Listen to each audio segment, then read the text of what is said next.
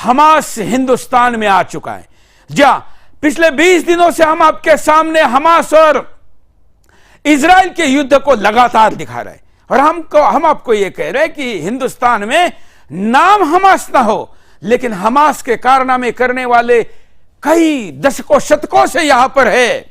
Israel के सामने तो एक गाजा पट्टी है, हमारे यहां तो कई राज्य पूरे गाजा बन गए हैं। उन गाजाओं में अब बम धमाके होना शुरू हो गया है, और स्वाभाविकता पहला स्थान क्या रहेगा? कश्मीर तो अब हिंदू विहीन हो चुका है, और इसलिए थोड़े बचे कुचे कुछ हिंदू जिस केरला में हैं उस केरला को चुना गया। केरला में बम ब्लास्ट किया गया, जहां एक दिन पहले ही हमास के पूर्व प्रमुख को लाइव लेकर उनका भाषण सुना गया था, उस आतंकवादी का भाषण सुना गया था जो दुनिया भर में प्रतिबंधित है। पहले विस्तार से मुद्दा देखते हैं।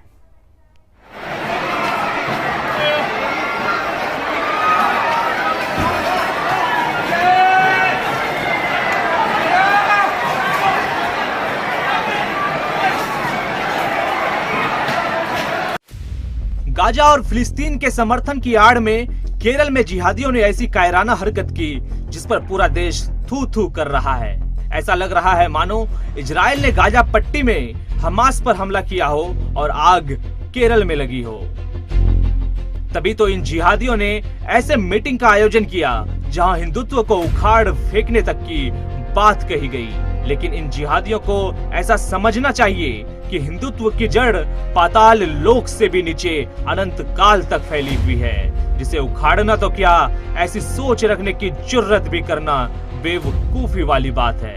मोहम्मद गजनी और हुमायूं जैसे न जाने कितने आक्रांता आए और गए, परंतु भारत भूमि पर भगवा पताके की 1 इंच की भी छटनी नहीं हुई। अब ये खालिद मशेल किस खेत की मूली है?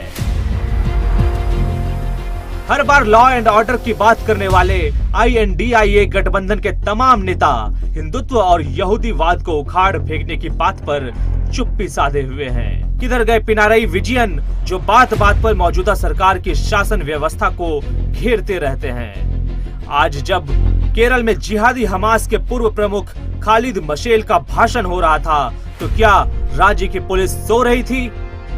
वैसे भी ये कोई नई बात नहीं है। राज्य सरकार और पुलिस तो उस वक्त से सोती आ रही है जब से केरल ISIS का अड्डा बन चुका है। उस वक्त भी सोई हुई थी जब PFI जैसे संगठन देश में आतंकवाद जैसी गतिविधियों को बढ़ावा दे रहे थे। आज भी गाजा पट्टी समर्थन के आड़ में आतंक का नंगा नाच होता दिख रहा है। जिहादियों द्वारा ISIS और हमास का पाठ पढ़ाने के कारण ही आज सुबह केरल के चर्च में एक धमाका हुआ, जिसमें 20 से ज्यादा लोग घायल हो गए। Bureau report, Sudarshan news.